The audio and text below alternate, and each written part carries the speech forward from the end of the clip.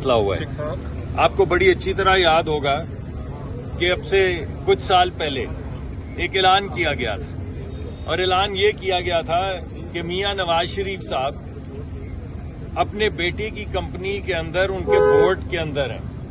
हर बच्चा और हर बाप, हमारे लिए, मेरे लिए सबसे बड़ा एजाज क्या है जिंदगी में कि मेरे अगर बच्चे कामयाब हों और कोई बड़ी बड़ी कंपनियां बनाएं या कोशिश कर रहे हों, तो मैं उनके बोर्ड के ऊपर बैठूं और अपने बच्चों को देख सकूं कि वो तरक्की की तरफ जा रहे हैं या मेहनत कर रहे हैं। और फिर एक अदालत इस बात पे एक वजीर आजम को ना सिर्फ नाअहल करे, ना सिर्फ वजीर आजम के तौर पे नाअहल करे, बल्कि ये कहे कि आप पार्टी का सदर भी नहीं रह सकते, जो हर इंसान का हक है कि वो अपने आप को आइन के तहत मोबिलाइज करे और पॉलिटिकल मोबिलाइजेशन करे। और किस बात के ऊपर आप नहीं रह सकते, ना वजीर आजम और ना पार्टी के सरबराह, कि आपने अपने बेटे से तनख्वाह नहीं ली। ये तो आपने सुना होगा कि तनख्वाह ली उसका हिसाब दें।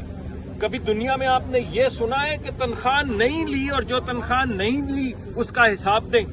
और जो नहीं ली, क्योंकि ली नहीं, इस वजह से उसका हिसाब नहीं दे सकते, इस वजह से आपको हमेशा के लिए डिस्क्वालीफाई किया जाता है। आज ये इंसाफ दोबारा हुआ।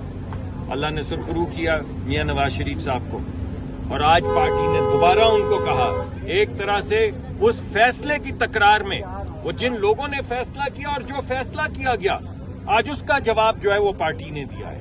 और मियां नवाज शरीफ साहब को दोबारा पार्टी की क़यादत पे, पार्टी के सदर के लिए तरीकाकार तय किया गया है। एक अबूरी सदर पार्टी के बनाए गए हैं, और अब इंशाल्लाह 28 को एक हमारी जनरल काउंसिल के अंदर दोबारा से इलेक्शंस होंगे। इलेक्शन कमीशन ने एक तरतीब दिया गया है, और बाकायदगी के साथ इंशाल्लाह ताला मियां नवाज शरीफ साहब जो हैं वो दोबारा पार्टी के सदर। नहीं तो कायम मकाम सदर बनाया क्यों गया शहबाज शरीफ को? वो तो तरीकाकार के लिए, सिर्फ तरीकाकार के लिए, यानी एक तरीकाकार है ना कि अबूरी तौर पे किसी ने होना है।